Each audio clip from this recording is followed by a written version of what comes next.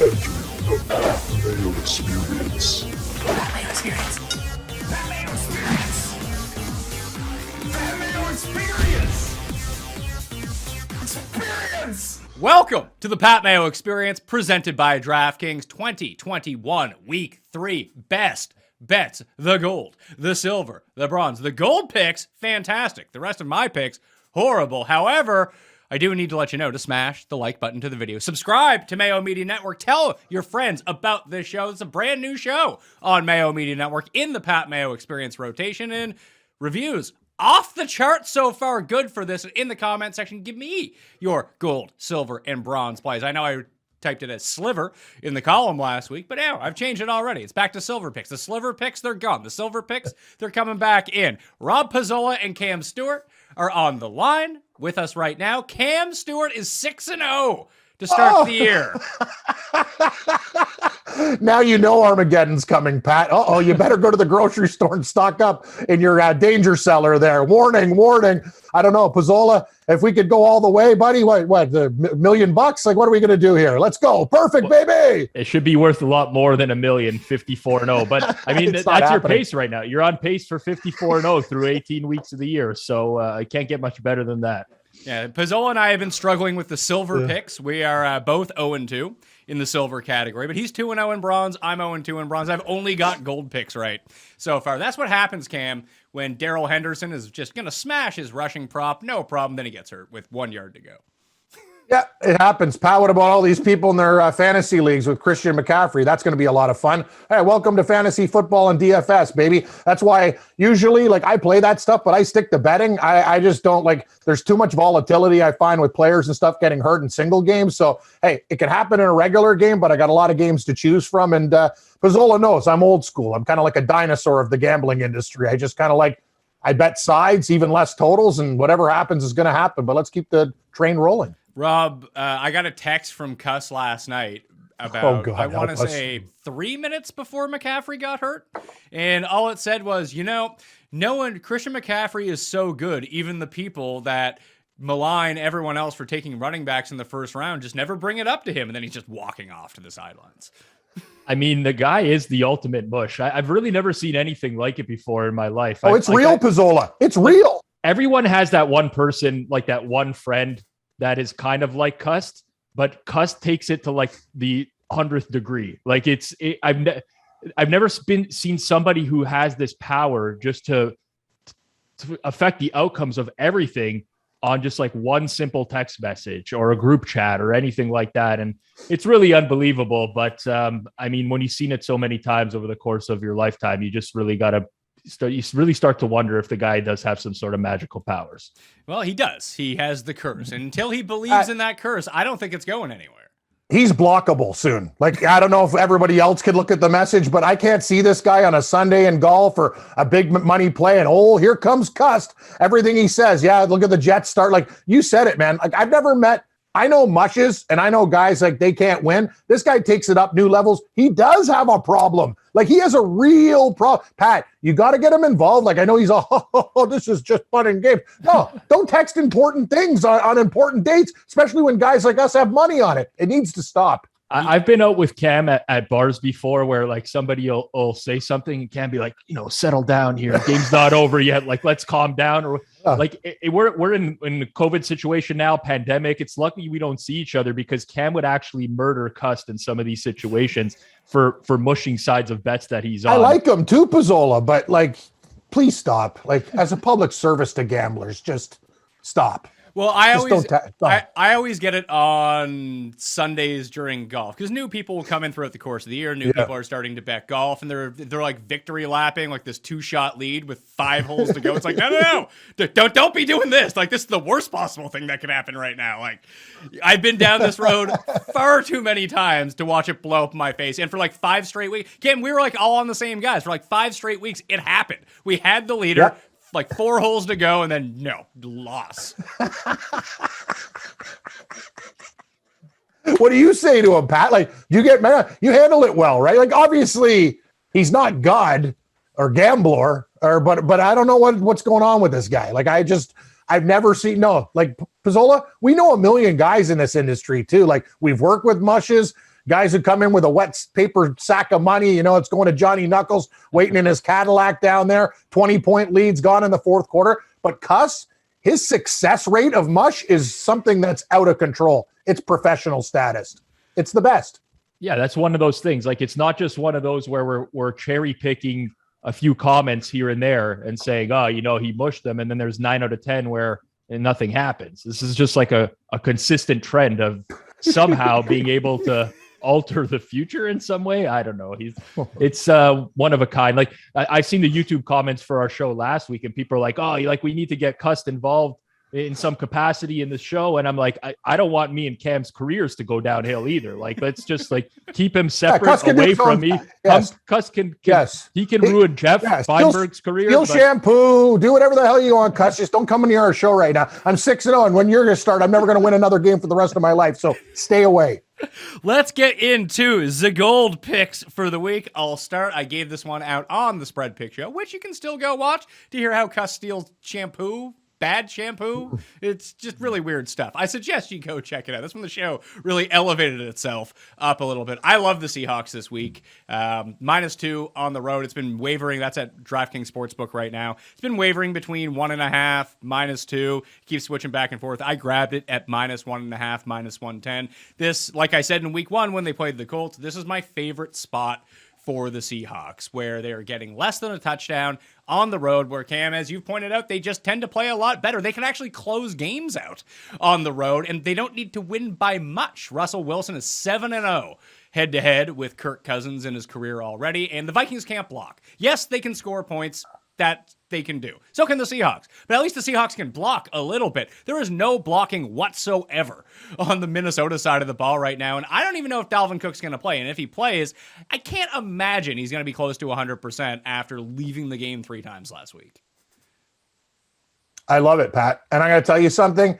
Gone are the days. We've been gambling for a long time. Seattle used to be home of the 12th man. They were a lock at home. One of the best bets in football. Everything over the past couple years has changed. You take them early in East Coast games in situations like this. They murdered Tennessee week 1. And what happened last week? We all had it. Tennessee plus the points, Seattle at home. They blow that 15-point lead. I'm with you, Pat. I think Seattle goes in there, wins this game by 10 points. I like it. I like the Seahawks a lot, too.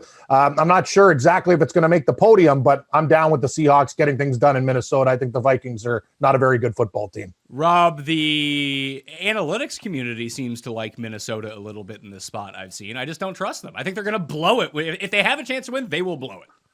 Yeah, I think the analytics community just in general is a little bit higher on Kirk Cousins than maybe the average general football fan would be. And I would agree with that. I think Cousins is better than we give him credit for being. And a lot of times he just shits the bed in some big spots, and we tend to focus on that. I guess maybe similar to Tony Romo when he was a pro as well.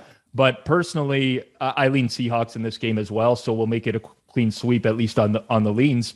And I look at this year, both these teams have faced a similar schedule in terms of strength of schedule going into the year. And the Seahawks numbers offensively and defensively, both in terms of EPA per play and success rate, are better than that of the Vikings. So I think the Seahawks are a marginally better team. I think a lot of people are putting stock into Minnesota needing this game, quote unquote, needing this game, because they started 0-2, could easily have been 2-0, ended up having both of those games slip away. But I mean, Minnesota, yes, they need this game. Does that mean Seattle's just going to roll over and let them win this game? I don't understand people who put stock into that type of stuff, saying like this is a must-win type of situation. Zimmer's job is on the line and whatever. I don't buy into any of those narratives. I think Seattle's just a better football team than Minnesota right now. And I agree. I think this is a bit of a short price. All right, Rob, gold pick. You're 2-0. We're all 2-0 on the gold pick. So Seattle, that's free money. What's your free money? I don't want to go with free money. Everyone bet responsibly. This guy's a public service announcer. I love you, Pizzola. You're the best. Actually, I should do that a lot more and say things like that on the show. But I tell them, no, actually go to the bank, remortgage your house. Don't worry, we can work it out. Bet more. Well, I was going to say, not many people forget that they put an extra 0 on the end of their parlays, though, Cam. Yes, Patrick. I am a complete stooge. Got to check. Hey, when you're doing shows and gambling a lot, too, check your work. It's it can get dangerous. I mean, you have to confirm the wager. Like you put in the amount, you hit enter. I wasn't even paying attention, Pizzola. It's as usual. Like Gabe was talking to me, and I got to be honest with you, I wasn't even listening to our guests because I had so many live baseball bets going. So and they were going great. So I just started doing some other stuff, and hey, that's what you get. You got to pay attention. I was sleeping at the wheel. I mean, everyone makes mistakes. That's a tough one to make just because of the like having to click confirm. Pissing away $500 is never a lot of fun. But anyway, we'll just move on. We're going to hit more winners, so we're not going to worry about it. Right, happens. Patrick? All right. I'm good with that. Yes. Let's hope this one's a winner. I'm going with with the Chicago Bears 7.5 as my gold play this week against Cleveland. I have some concerns with the Browns just in general, especially with the state of their offensive line this week. You look at J.C. Treader, Jedrick Wills. Neither of them has been practicing. Don't know if they're going to play. They lose Jarvis Landry. Maybe they get Odell Beckham back, but in what capacity, considering he's been kind of limited in practice as well. So I just don't think that this is the same Browns offense as old that we're used to laying these types of numbers with. And on the other side of things, how do I not upgrade the Bears with Justin Fields at quarterback over Andy Dalton? I disagree with that, Pizzola. Big time. If you watch that game, and I watched every snap, the Bears were my gold play last week. I don't think Fields played well at all. He was horrible. He let that when Dalton was doing, I know he's dinking and dunking, but he put them in good spots. They were leading 7-0. Fields almost pissed away a huge lead as the Bears defense scored a defensive touchdown. I'm going to tell you, I still have issues. Eventually, he will be a better quarterback. He's way better with his legs, but he's got a lot of work to do, Rob. I watched that game. Trust me, it got scary at the end. The Bears were in total control of that game. Fields came in, and the nightmare started. Yes, I mean, so Fields threw the really bad pick. He also had a touchdown that was dropped. That was right in the hands of one of his receivers as well. So I think here's the thing. When I'm taking a big underdog, like the Justin Fields variance works in your favor. Like when you get Andy Dalton, you know that the guy's going to dink and dunk his way down the field. Maybe the Bears are going to score 14 points and you're going to have to pray that their defense is going to hold up. It's like kind of like how they faced the Rams in week 1 in the same type of spot. With Fields, he's got the legs. Like all of a sudden the other team goes ahead. He can kind of beat you in so many different ways. And we don't know what Fields is going to be, but I think the ceiling for him is just so much higher than that of Dalton that I upgrade the Bears so much for being in this situation. Yes, I agree. Like rookie quarterbacks, especially look at the cream of the crop this year and what they've done. It's been pretty awful. I mean, Zach Wilson has stunk. I would say Mac Jones has been fine. But aside from that, we really haven't gotten great rookie quarterback play. Davis Mills last night, woof, that was like watching a guy throwing into 40-mile-an-hour winds, and there were no winds last night because he's got no arm strength. But personally, I can't get to this number here. Again, I'll upgrade the Bears. I think that Fields is way more dynamic. These types of quarterbacks tend to historically pose other defenses a big problem, especially in their first career starts. I think this is a great spot for them. So I'm taking the Bears 7.5 as my goal. Cam? Listen to this one, guys. We like to be bold on the show, and this is the way we're going to go. We're going to take a tough game and make it our gold. I like the LA Rams as my gold pick this week. The line movement, too. They've turned from favorites to dogs. And let's be honest, Pizzola. Hey, Pat, we watched this game last week. We watched, and the Atlanta Falcons were covering comfortably against these guys. Old man Ryan, you want to talk about a problem? 2 pick sixes to the same damn guy at the end of the game. Atlanta should have covered for fun in that game. First week, the Dallas Cowboys should have beat Tampa Bay. Everyone's talking Tampa Bay, Tampa Bay. Sure, Tom Brady throws for 5 touchdowns. What the hell's that defense doing? A whole lot of nothing. That's why I'm taking the Rams. I think the Rams win this game by 6 points. What are we getting, Pat? 1.5? I'm taking it. Outright Rams. Let's rock. Let's go. Give Brady his first loss of the year. Give me the Rams. I think this game, I mean, obviously, if it gets to 2, I think that's probably where it's going to end up. Pizzola, do you think that people are actually like betting a bunch on Tampa Bay? Because these are 2 teams that like the public loves to bet on in their current iterations with what's going on, and the Rams are at home. I feel like they're going to get steamed late by the public, especially if Antonio Brown ends up being out with the COVID issues. No idea of where the public will bet this game. I think there's decent arguments to be made for both teams. I do think that the number is going to continue to climb personally, just based on what I've seen so far this week. And there's some action into some sharper accounts like the Bucks quite a bit. So, I mean, this could go either way. I get Cam's points about the Bucks in general, and I don't think that they've looked particularly good this season. I still think they're far and away the best team in the NFC. And personally, I have some major concerns about the Rams This is just on my end. Going into the year, I wasn't really buying the Rams defense. I think if you look at them last season, they played a very easy strength of schedule in terms of opposing quarterbacks. They lose their defensive coordinator, Brandon Staley, in the offseason. And honestly, I look at what they've done so far this season. The Bears with Andy Dalton drove into the Rams side of the field on every single possession they had in that game. And that was with Dalton doing nothing downfield. Last week, Carson Wentz with, I don't know, one bad ankle, two bad ankles. I don't even know what was going on. He drove the ball pretty well on them, and then they just couldn't capitalize inside the 10-yard line, basically. I don't really see the Rams stopping the Bucs offense. And then it becomes a matter of, can the Rams keep pace? Yes, probably, but I'm just like, I have more faith in the Bucs defense. I know they've struggled so far this year, but in terms of their personnel, to be able to stop the Rams overall. So I like Tampa in this matchup. I mean, and the last thing I'll say, this is obviously like, it's kind of beating a dead horse at this point, but Tom Brady, 330 career starts. The guy's covered 196 games. It's almost a 60% win rate. I'm kind of done with betting against Brady in life. Like I was that guy for the first decade of his career, was just like, this guy's overrated. And he just finds a way to win these types of games.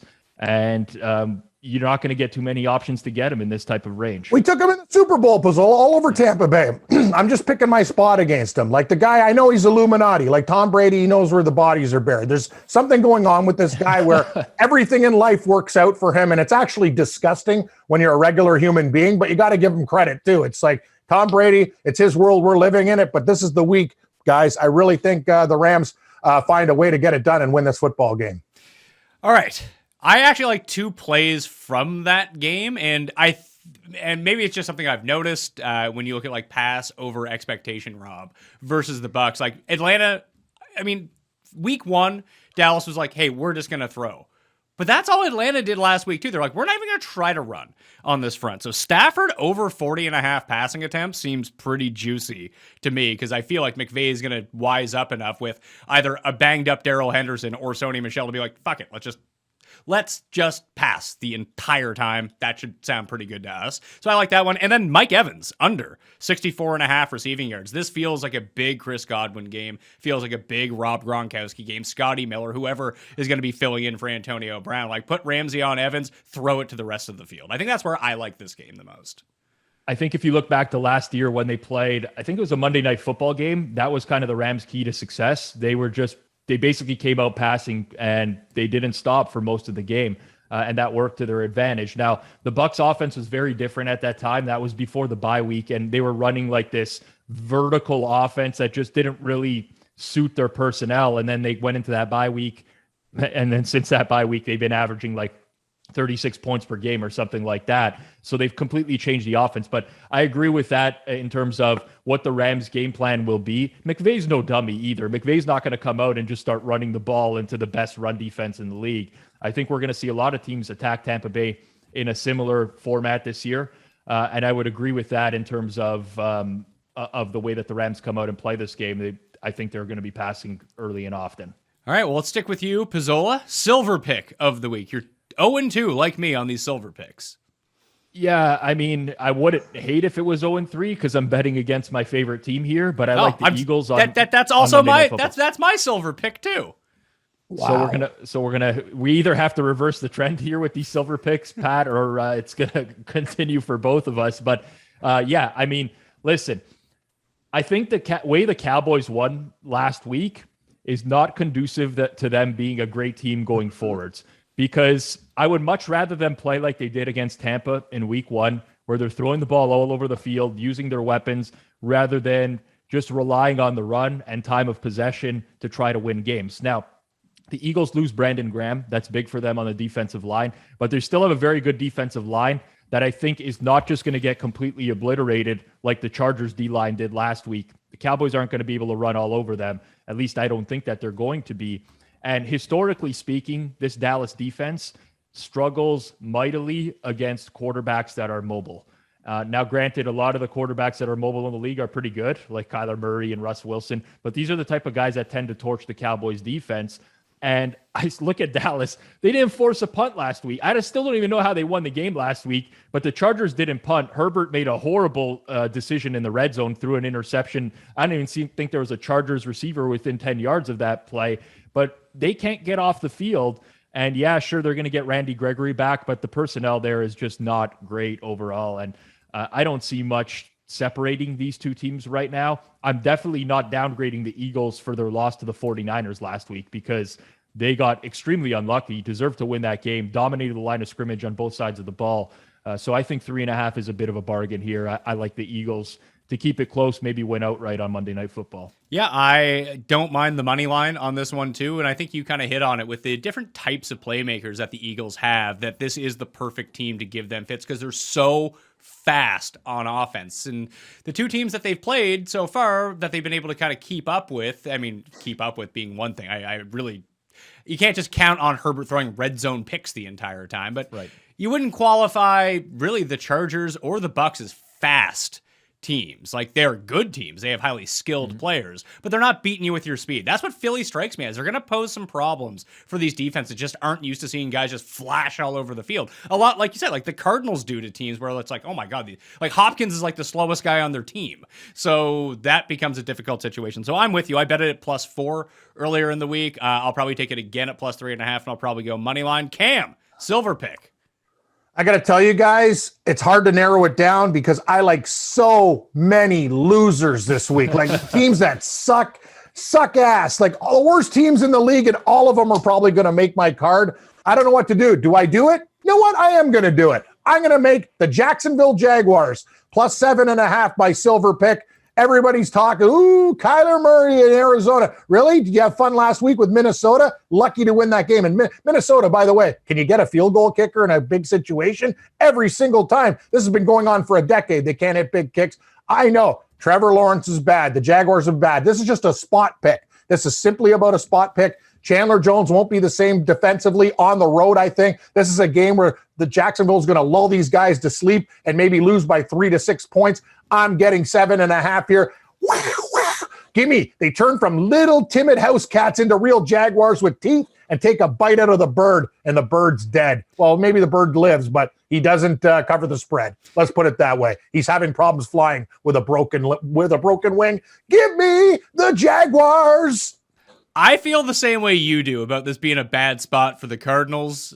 There's no way I'm investing a cent into this game. It's not happening. Well, it's that, or like Pat, other games. I like the Lions +8 there. I don't know what to do there. I like the Saints. I don't want to give away all the picks. Like I'm looking at every single dog on the board this week, and that is a very, very scary thing. But I'm going to put Jacksonville in the 2-hole. Rob, am I nuts?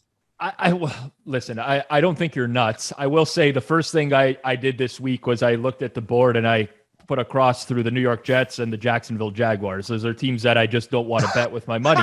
Now, but I don't disagree with what you're saying, Cam. Like you talk about the spot. Arizona plays the Rams next week. Big game for them. So this is kind of one of those where like, let's get the win, let's get out healthy type of thing. Similar to what we saw, I guess, in college football the week before Florida played Alabama. I can't remember who they were playing. It was like USF or something like that. And they pulled all their starters in the second half. I don't think the Cardinals are going to do that per se, but this is an inflated price because the Jags have been so bad.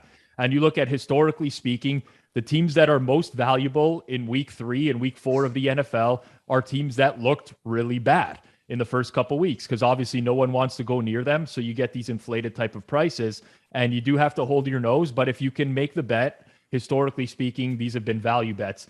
The Jags just feel very different to me because Urban Meyer is a clown. Straight up, he is an absolute clown. And like the commentary at the end of last week's game where he told Vic Fangio that in the NFL, it's like we're playing Alabama every week.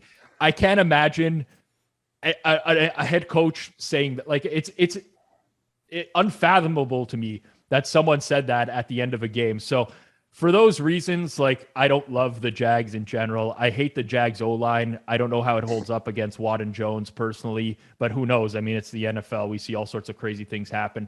This is a very long-winded way for me to say that there are a million reasons that I don't want to bet the Jags, but if I had to pick the game, I think that they're the right side. There you go, Cam. Hey, that sounds like an endorsement to me. Yeah, to two guys who agree with you but don't actually want to put any money on it. Exactly. Yeah. So you guys aren't betting on Arizona? That's good enough for me. All right. So, Cam, I did want you to hit on. Are you big on stealing shampoo bottles from hotel rooms? Yeah. If it's good, the thing is, you got to really be careful what you take, right? Like if I go now, I'm spending like when I go to Vegas, I load up, but I look for quality. Like if they have a shampoo that's made by Head and Shoulders or Pantene or a name brand, sure. Like I'll put some in the old travel kit, and yeah, those are things that I take. I used to work at companies before, and the cost of living's gone up. I haven't got a raise. If there's things that I need. Like I used to take, as pathetic as this sounds, I would take honey when they had honey packs from work. Love it. Honey's a very expensive product. You go to the store, I go to my halal market, a big thing of honey's like $13.99 now. That's significant. Batteries are another thing. If you can get them free from work, love it. $14.99 for batteries. You got to steal really good stuff. The low grade stuff that I steal is sugar. I used to take sugar packs. Very convenient sometimes when you want sugar on the run. And I do like sugar. Hence, I'm on the borderline of getting diabetes. But sugar is something that I really have a problem getting out of my diet. I've tried aspartame drinks, and I think they're even worse. One causes cancer, and sugar is going to get you diabetes. I'll take diabetes on the money line, please. So that's what we're going to do. And yeah, Pat, I do take things from work. I'm not going to lie. Notepads, pens, battery. If you can get batteries, that's a high-end move right there. And I got to be honest with you. And a cost of living raise, never got one. So if you're going to let me into the room and, I need some pens and some stationery and there's some batteries lying around, yeah, they're in my pocket. Yeah, but you're not taking, like, you wouldn't take it to take, like, if it was shit shampoo, you're not taking it from a hotel. Oh, no. Like, yeah, like I heard your thing with Cuss. This guy's taking stuff from the push stuff at gyms. Like, that stuff's like 88-cent Suave. Like, it's the stuff you see at the dollar store. It'll probably, like, remove your hair. No, I will take a quality product. If they had, like, full bars of, like, Coast or Irish Spring or, you know what I mean, Dove for Men, that stuff is loaded into my bag. Like, get the lock on it. Let's get out of here. But hey, no, if you're bringing bottles for push brand like shampoos and conditioners at a gym, you got more problems than I do. And very few people have more problems than me, as Pizzola knows. Do we actually consider this stealing though? Like when the hotel puts it out there, like don't they? He's bringing bottles in. That's good. Stealing. What are you going to do? Like, yeah, the thing is, if you're bringing in your own equipment for a job, that's stealing. That's bottom of the barrel right there. If you're bringing your own outside equipment, that's what I'm saying. Like if you're bringing in bottles from like filling up like old mayonnaise and like pickle jars, and hey, I got some shampoo in there. Who the hell knows? Cuss probably takes out the Bix relish, he cleans it all out, and then he's putting in soaps. Like that's even sicker than me. If I go to a nice hotel and there's a bar of soap that I didn't use, I'm bringing it back with me. Of course you are. Who wouldn't? We paid for the hotel. I'll take towels. Right. You want to leave me a robe? I'm there. But the problem is they'll get you for that robe. I've tried so many, especially when you go, I'm like, oh, that's so soft on my skin. Did I tell you, Rob, I got one robe from Mike Commodore. He used to play for the Carolina Hurricanes, Big Red, because he's a ginger. Yeah. I wear that thing like that's special occasions, like when I'm whipping out the cognac and you want to feel comfortable after a nice shower with candles, listening to some Sade, and I need to relax. Light one up, smoke one, put that robe on. But Pat, yeah, they're really. I remember I stole a robe from a place and they actually sent me a bill for it. I think it was Casino Rama. Well, Cam sounds like one of those guys that commits a crime where first it starts like something very, very small. And then like eventually over time it gets to murder. And he's like, I don't know how it got here. I don't know how I ended up here. I could never kill a person. I'm not saying you're going to kill him. I know. It's a comparison from originally taking soaps to eventually trying to steal a robe from a hotel room. You're right. You're right. My move is escalating from sugar packs and honey packs to robes. I get it. But hey, I'm not cussed. I don't bring in my own equipment to steal 49-cent shampoo or whatever the hell he's taking. Yeah, listen, sometimes you're Bobby De Niro in Heat, and sometimes you're cussed. You got to have your equipment. You got to have your system. You got to have your team. That's just the way it's going to work.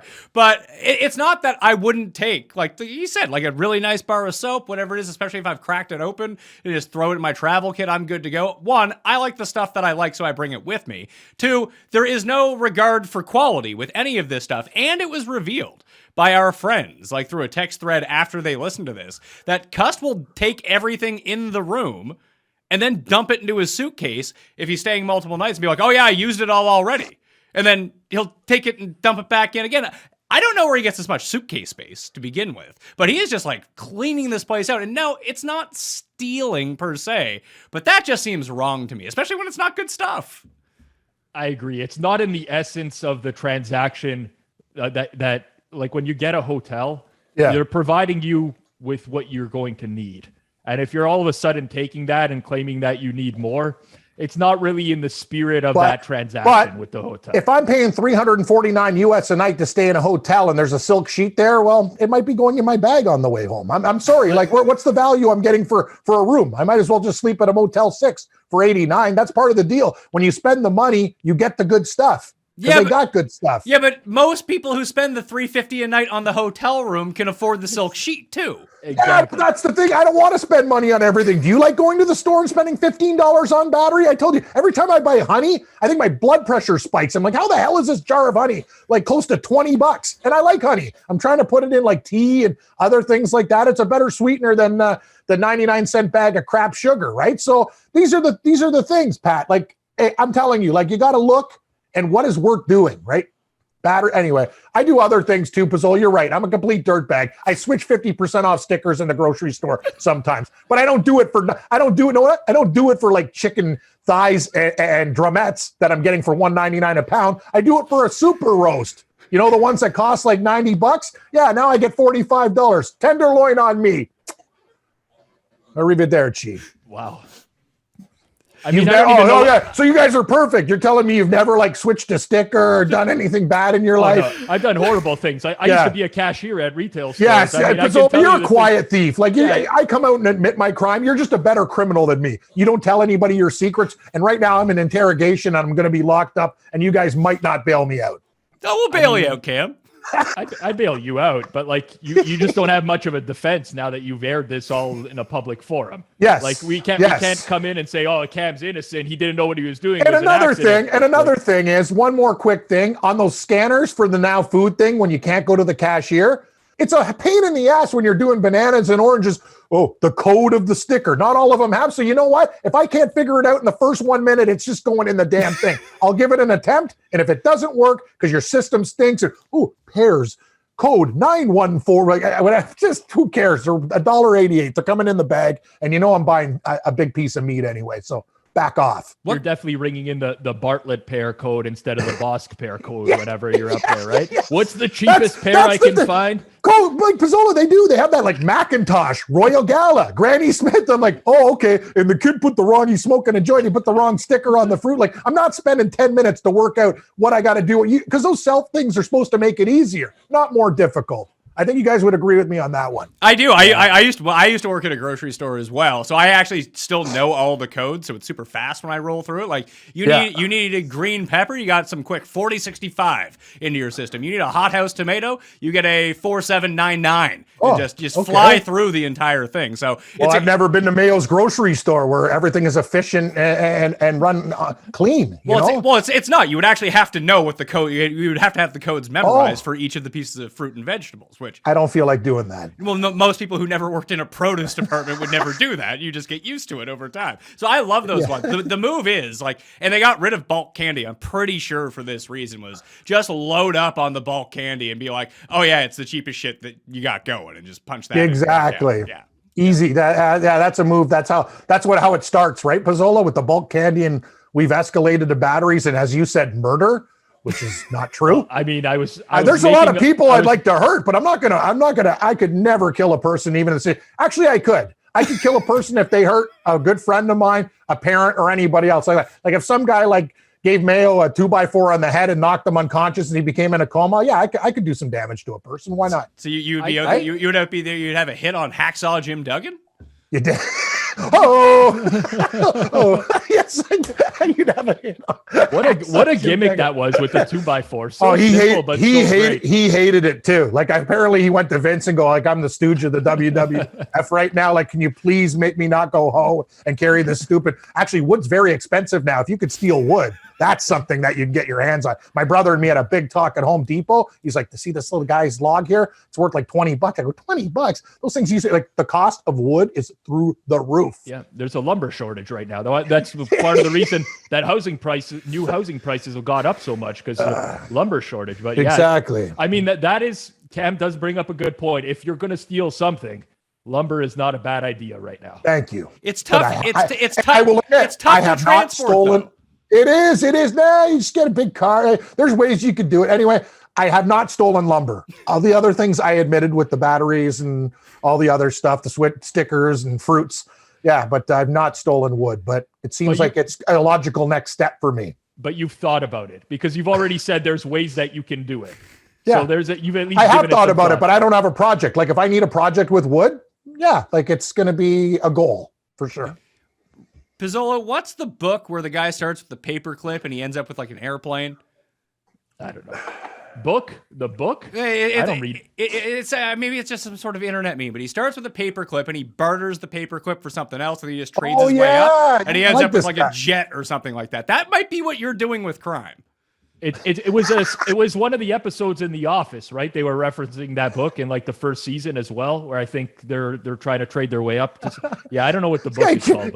Pat, can you believe this guy, from like not knowing codes on fruit to talking about murder? Sorry, Pizzola, you took it way too far there.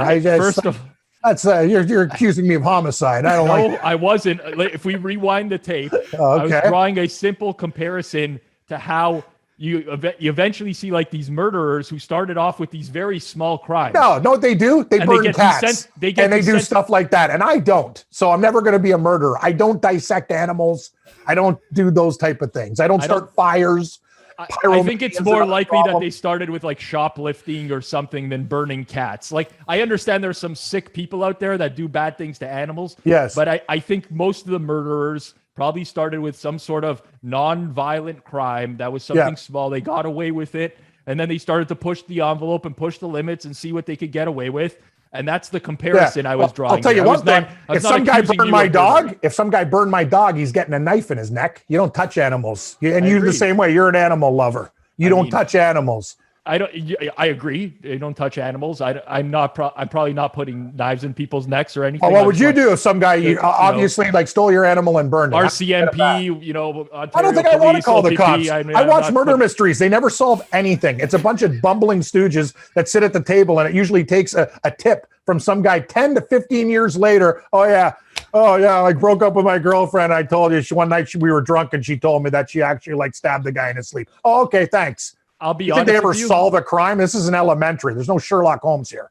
I get so tilted by those shows. Like, those shows drive me crazy, because it makes me want to be I would be such a good detective. You know what, Pizzola? I'll give you credit. You'd be a great detective. I would be such a good attention to detail. Like, honestly, if I had a homicide and I went to the department and you were there instead of some turkey, I go, you know what? I think this guy in the glasses, Rob Pizzola, actually has a success rate of like, I think you could like, what's a good success rate for like, I don't even know. I don't know. Anyway, you could close the case. Yeah, that's another thing. I'm watching the show, Lieutenant Joe Kenda. The guy looks like a pear with a hairpiece, and he's telling me he solves 82% of crimes in Colorado. Dude, I'm watching this guy brag. I'm watching him brag, and every single time, you did not solve the case. Some guy gave you a tip. So You're not a good detective. Some guy called you and helped you. If you actually used the evidence, worked it out, and came up with a conclusion and said, we found the body in the chimney, I would give you some respect, but I can't. Half these guys can't even secure the crime scene properly. Yeah, they show up, they just let everybody trample all over the party place. Time. The tape's up. Too many footprints. Tainted evidence. And anyway, by the way, Pat, I watch this stuff. They plant evidence on people all the time. Give me a break. How about we do some bronze picks? Oh my God! Okay, sir, I got off track there. No, I got a lot of issues with some people in the community. Like, these guys are talking like they're bragging about being homicide detectives. Show me a case that you actually solved through evidence, and I'll write you a letter and say you're amazing. But it never happens. You get tips. Next pick. Let's go, bronze. You guys want to start this thing, or no? You don't need a break. I mean, they're giving other people are giving them tips. You give the people a tip. What's a bronze pick? Oh, a bronze pick? Okay, Pat, I don't know. Man, I really feel bad. Like, last week, I felt so good about things. At the hook, I got to take the Washington Redskins plus 7.5 against Buffalo. I don't like Washington football team. Sorry, I can't believe I did that. Sorry. Okay. Sorry. I mean, I that's didn't how you mean it by any graduate to being a disrespect. murderer. Just you kind of take all these steps, you get worse and worse as a person, and then you murder at the end. No, the best is too, Pizzola, when I lived up north, there was like, oh, the native community is really offended by this. These are the guys wearing Chicago Blackhawks and Atlanta Braves jerseys. Like, I hang out with I'm these not guys. going So, to. I'm not you know going what? to comment. No, I'm not I gonna will comment because I've lived there and seen it. So you know what, everybody, relax. I get it. The names are offensive and Chief Wahoo's offensive. But changing it to the Cleveland Guardians, I think we could have done better than the Guardians. Washington football team, plus 7.5. Yes, yes, yes. I love the Buffalo Bills, but to win this game, but it's asking a lot. I think the defense of Washington can keep these guys in the game, and the Bills will squeak out a win. I'm not really confident they're going to blow anybody away. Pat, there's so many games. Like I was looking at the Lions I like and so many other underdogs, but I'm going with this one, and hopefully it works out. Give me the Washington football team. They were on my short list too. They opened at +9. 9. I know that's 7.5 now. On Sunday night, and it's down to 7 in some spots, and it goes back up to 7.5. I don't know if I can pull the trigger on them because there is the potential that the Bills' defense is really good and Washington's defense is secret bad, and they just don't score any points, which really worries me, Pizzola. Yeah. I like Washington. We were all on the Bills last week, right? So this is Yes, kind we of were. like a 180 for me and Cam at the very least. That was like the most unconvincing 35-0 win you're ever going to see in your life. I agree Which with is that. like really weird to say because it was a 35-point win, but Miami just stalled on every drive they got into Buffalo territory. Also, the turnovers, Pizzola on the punt, that led to play. Like, it was just a disaster by Miami. When Tua went down, they just fell apart. I agree. I'm legitimately concerned about the Bills this year because I think we had a lot of talk going into the season about how Josh Allen kind of came out of nowhere last year, put it all together. He's regressing right now. And I don't know if it's just 2 weeks, but the guy doesn't look good. He is very inaccurate at this point in the year, hasn't really played in horrible weather conditions either, so there's no excuses. The offense just doesn't look the same. Defensively, yes, a lot of people are talking them up right now, but I think we got to pump the brakes a little bit because they've played Ben Roethlisberger behind arguably the worst O-line in the league, and they've played a mix of Tua and Jacoby Brissett. And I just don't think that we can learn anything about the defense through those first 2 games. For me, this is just too much with the state of Buffalo right now. And they could obviously just like morph into last year's team and win this game by 3 touchdowns, and it wouldn't surprise me. But based off what I've seen so far, I think the Bills potentially might have more issues than we realize. So Washington plus 7.5 for Cam. Rob, I got it narrowed down to, they were actually on the short list. So I had Washington plus 7.5. I like Atlanta plus 3 against the Giants because I don't think Atlanta. So do I. I don't think the Giants are good. I don't think Atlanta's good. So it's just one of those spots where I take the points. If I had any guts, I would take the Bengals against the Steelers, but I like the Bengals too. I don't have that here. the So dogs. I have 3 props for you. I gave you 2 already. One was the Mike Evans under 64.5 receiving yards. Matt Stafford over 40.5 passing attempts. But I looked at that Baltimore-Detroit game because I guess the narrative is, and it's kind of proven itself out over the past 3 years, under Lamar Jackson, the Ravens just dummy these bad teams and just put up like 50 points against them. But I think that they're going to try to limit the amount of times that Lamar runs in this game, coming off the emotional game. He gets the stomach flu. They're talking about he hurt himself flipping into the end zone. I think that Tyson Williams' rushing prop is too low. It's 56.5 rushing yards. He's very clearly their lead guy, and I just don't think that the Lions defense is going to hold up. And we know that the Ravens are so committed to running the ball that I think that's what I'm going to go with. Tyson Williams over 56.5 rushing yards. What do you think? I like that personally. I mean, again, I'm not a big props guy, but from a logic perspective, it makes total sense to me. You look at what the Ravens did in week 1 against an inferior Raiders team and defense, and it was a very vanilla game plan for them. It was like, we're going to kind of save everything we have for the Chiefs next week. And I think they kind of used all that they had against the Chiefs last week. I wouldn't be surprised if they go back to the running game here, just hand the ball off quite a bit, more conservative game plan against the Lions. I think that makes a lot of logical sense to me, especially in a game where they are an 8-point favorite. The market is expecting them to be leading for the majority of the game here. Easily can see that. And actually, I like that quite a bit because I just don't see the competition in the backfield there for the Ravens right now either. And depending on where you shop around, you can find it at -115 or as low as -105 in some spots. People are shading the under versus the over. I like the over. Pizzola, silver pick or bronze pick. You're 2-0 on these. Yes, I am. I completely whiffed on a total last week, like not even close. I'm going to go with another total this week. I know Cam doesn't love the totals in general, but I play them, just not as much. I bet a few totals a week, just all sides. The NFL is averaging about 48.5 points per game this year. The total in the Saints and Patriots right now is 42.5 or 43. That's almost a touchdown lower than what an average total in the NFL is this year. And if we are going with low totals in the NFL, I think you either have to have a really bad offense or a really good defense, maybe an elite defense. And I just really don't see the case here. I think both these offenses are very average. I think the Patriots defense is largely overrated right now, just based off the quality of competition that they faced, which was Tua and Zach Wilson.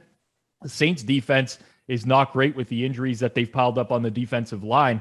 So I'm just looking at this total. I think it's low, personally, 42.5, 43 points. These aren't not teams that are going to light the world on fire, but they're also not teams that are going to struggle immensely on the offensive side of the ball.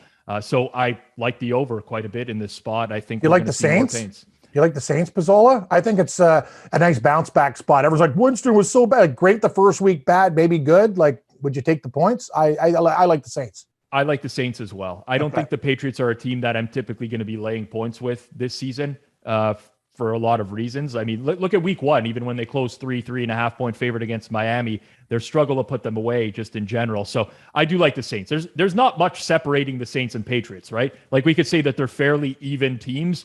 There's no more 3 for home field advantage in the NFL. So I don't know where we're kind of getting to this number. So yes, I do agree, Cam. In this game on the side, I like the Saints as well. Cool. The only thing that I bet from the Saints, it's already 2-0, and it's a bet I make every week, is Jameis over rushing. This week, it's 13.5, so over Jameis rushing prop that he gets. He averages like 20 yards rushing a week. It's kind of crazy that they always set it this low. I actually think that that's really interesting this week because kind of the MO for Belichick has always been, let's take away the best weapon on the other team, right? And I think there's going to be a couple guys covering Kamara out of the backfield. And that's going to lead to Jameis having to tuck the ball and run a little bit more. So I think this week especially, I like that more than previous weeks, Pat. Yeah, but he just gets, for whatever reason, people... I think it's just because it's Jameis and no one ever thinks of him as a running quarterback, and he has no designed runs, but shit breaks down with Jameis all the time, and he just takes off. And he doesn't ever really take off for like 2 yards at a time. He's just a chunk runner because no one is in front of him. Yeah, I mean, I have no arguments against that. I mean, I think logically people think of Jameis and they see a pocket passer. He's a little bit more agile and mobile than people give him credit for. And I agree with you. There's a lot of times where opposing teams are going to play man against the Saints. They turn their backs away from the quarterback, and he's got nothing. He's got 15, 20 yards in that one carry. All right, let's recap the picks. Gold picks for us. I'm going with Seattle -1.5.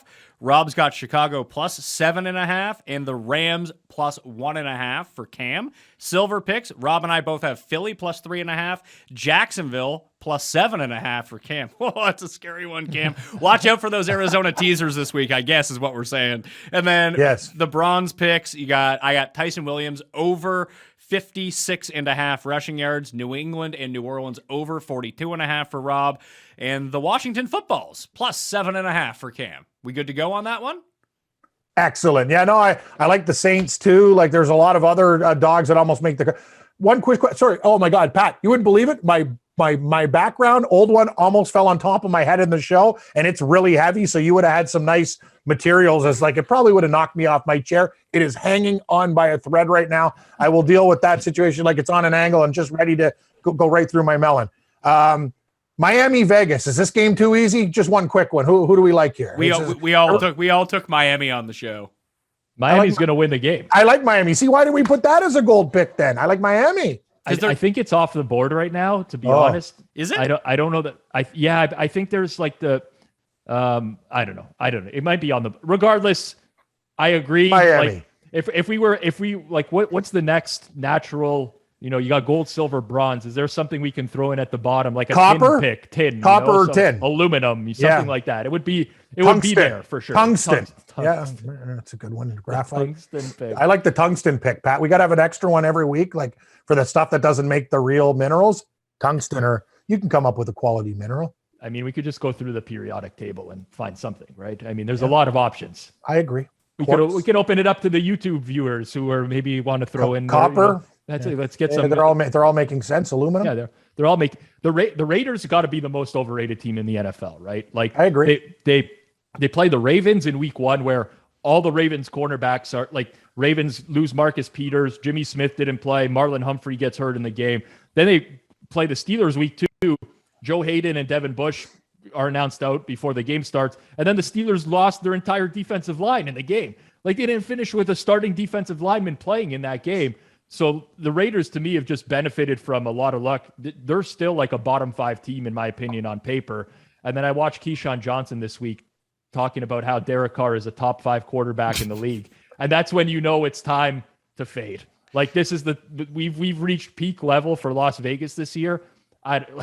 Imagine prior to week 1 saying we are going to get the Dolphins as like a 4-point underdog against the Raiders in week 3. And there's really not going to be many material changes with the teams. It's an absurd number. I think if you're going to take the Dolphins, which I just did as we were talking, Dolphins in the under of 44. Completely agree. Yep. I think they're correlated as well. Yeah, I like that. I'm on both this week as well. Follow Rob at Rob Pizzola on Twitter and check him out at betstamp.app. Cam Stewart live on Twitter. Find him on SportsGrid. Cam, I'm going to let you get out of here before that thing comes down and falls on your melon. Yeah, no, Pat, always a pleasure. Yeah, I got to help my parents move to a retirement facility today. So, yeah, I was really hoping to just crush some steam whistles and have a very relaxing Friday. But, hey, I enjoy doing the show with you guys because I know after this, my day's just going to get worse. All right, man.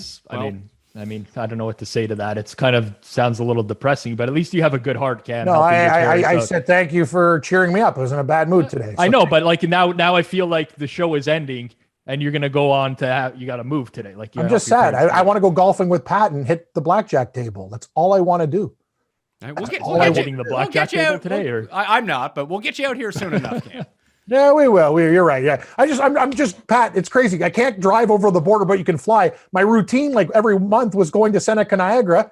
Me and my girlfriend would go for a couple nights. We play some blackjack, and then we bring back some vodkas in the trunk, and then it was a very successful trip. But it's not happening, and it's very frustrating. You can drive over the border for essential business, right?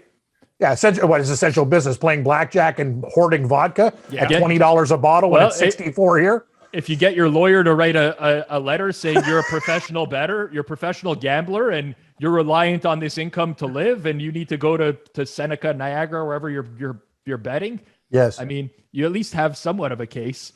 I got the gears from the border officers last time I went. I was actually going on essential business. But, Pat, did I tell you the show I'm doing with Camera 2 Drew? They sent them back from the border. They were doing some story in the States in the NHL. See ya, get back. And they had a letter from like the bosses and stuff. They said, we don't care about your letter. Beat it. You're staying in Canada. The border officer that sent me back was like one of those MLB umpires that's just like overexcited. He's just like, see that road down there? Head back down, make a left, back into Canada. He completely. Yeah, he's Joe West. Yeah, he's your guy. He had to show me up in front of all all these guys that were around and watching. Yeah, I'm like, buddy, what do you want to see? Exactly. He's like, I'm like, I have everything documented here. He's like, is this a joke? On your phone, digital copies? Come back to me with papers. I'm like, buddy, this is 2021. Like, this is how we operate nowadays. I went back to Canada. I printed off a bunch of papers. I don't even know if it was what I needed. I came back to the border and they let me in. Lesson learned. Interesting. All right. Yeah. That will do it. Excellent. Pat Mayo Experience. Smash the like on the way out. Hit the comment section. Remember to subscribe to Mayo Media Network on YouTube and download the Pat Mayo Experience podcast. I will be back on fantasy football picks and bets on Saturday with a full fantasy football injury report and updated lines and DraftKings plays along with it. Thank you all for watching. I'll see you next time. Pat Mayo Experience! Experience!